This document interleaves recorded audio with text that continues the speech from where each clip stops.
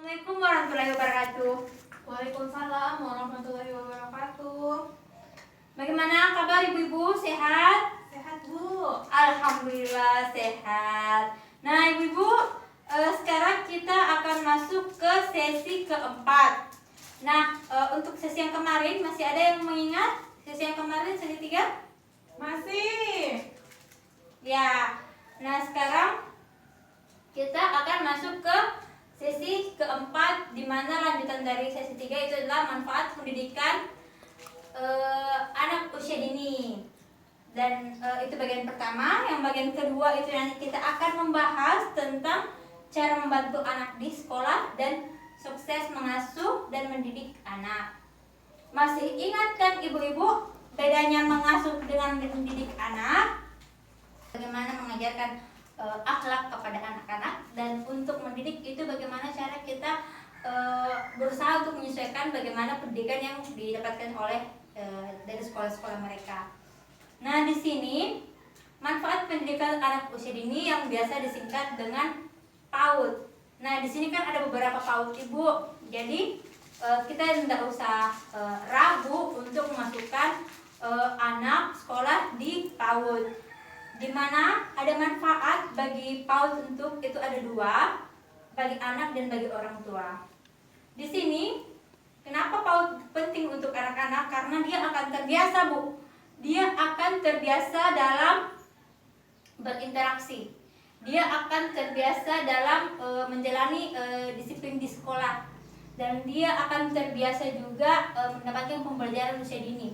Walaupun di sini dalam pembelajaran ini tuh masih simpel-simpel, Bu. Masih yang sangat sederhana, masih yang sangat tidak memberikan beban yang sangat tinggi kepada anak-anak kita. Dan juga di sini anak-anak kita yang di PAUD itu dia mampu beradaptasi dengan lingkungan yang baru dan lebih siap belajar di sekolah. Nah, setidaknya ada dasar bagi anak-anak kita untuk sekolah di PAUD. Nah, manfaat bagi orang tua itu adalah menambah teman. Bagaimana kita juga menambah teman sekitar, teman sosial kita bagi orang tua anak yang sekolah di PAUD tersebut. Di sini juga kita akan berbagi pengalaman, Bu, bagaimana anaknya di dalam rumah mereka, bagaimana kita mendidik anak dan mengasuh anak kita, dan juga kita jangan takut untuk menitipkan anak di PAUD, karena kita juga bisa memiliki waktu yang sangat leluasa untuk mengerjakan pekerjaan rumah yang bisa tertunda karena anak. Dan juga di sini kita bisa bekerja untuk mendapatkan tambahan uang. Nah, seperti ini berkaitan dengan yang ketiga. Dan di sini kita bagaimana cara kita menjadi guru, mendidik anak dari guru seperti itu. Dan kita di sini memberikan sedikit-sedikit tambahan yang sangat sederhana untuk anak-anak kita. Sampai di sini ada pertanyaan Ibu atau saya lanjut dulu baru kita bertanya? Lanjut, Bu. Oke, saya akan lanjut ke bagian kedua. Di sini bagian kedua itu adalah cara membantu anak sukses di sekolah. Kenapa seperti itu? Karena di sini anak meluangkan waktunya dia selama 2-8 jam di sekolah. Kenapa 2-8 jam? Kenapa berbeda-beda? Karena tingkat pemahaman anak itu berbeda-beda. Dari usia 4-8 tahun itu dia hanya lebih ingin bermainnya itu sangat lebih besar dibandingkan dengan untuk belajar. Nah, di sini juga di sekolah dan lebih banyak di sekolah dan lingkungan. Kita juga harus memperhatikan lingkungan anak itu bermain dengan siapa ketika mereka pulang dari sekolah.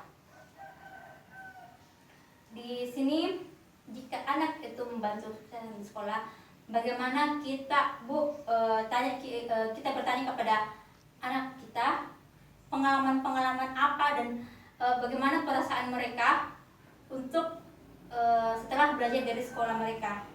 Dan di sini kita memberikan semangat dan pujian kepada nilai-nilai yang diperoleh anak kita di sekolah. Walaupun misalkan nilai mereka rendah dari yang biasanya, kita harus tetap memberikan semangat, Bu, supaya tetap anak-anak sekolah.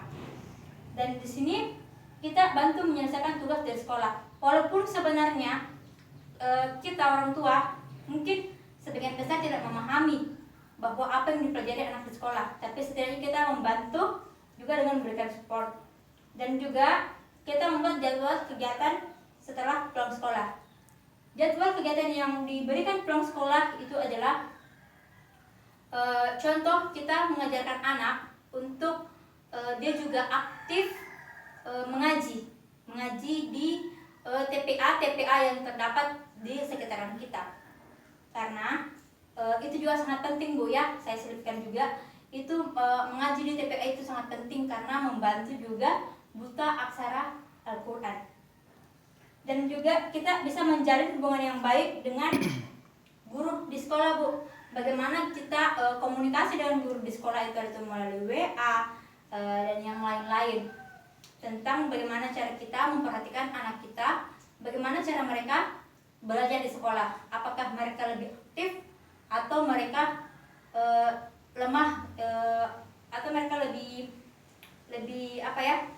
lelah begitu atau bagaimana. Jadi kalau misalkan ada masalah-masalah yang didapat, kita harus mengetahui kenapa bisa permasalahan tersebut. Baik, saya lanjut ke ke bagian ketiga dari sesi 4 ya. Sukses mengasuh dan mendidik